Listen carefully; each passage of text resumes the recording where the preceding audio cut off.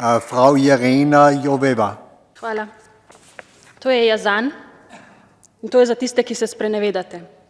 Jazan je postal obraz lakote v Gazi. Zapomnite si ga tisti, ki boste spet proti takojšnjemu premirju. Tisti, ki ste še vedno proti sankcijam Izraela. Neštetokrat smo obtožili Hamas, seveda smo, še vedno ga. Neštetokrat smo tudi pozvali Izrael naj pravico do samoobrambe izvaja v skladu z mednarodnim pravom. In več 10.000 Palestink in Palestincev je mrtvih. In Jazan ni edini otrok, ki je umrl zaradi lakote, žal tudi ni zadnji. Ne rečem, da kot Unija ne počnemo nič, rečem pa, da počnemo daleč premalo. Kje je suspens pridružitvenega sporazuma EU-Izrael? Kje so sankcije zoper Netanjahuja?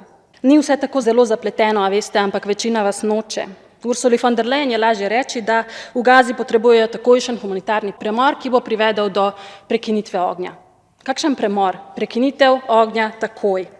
Nehajte se sprenevedati. Noben otrok na tem svetu ne bi smel gledati v nebo in se spraševati, kaj bo padlo, smrt ali večerja. Nehajte.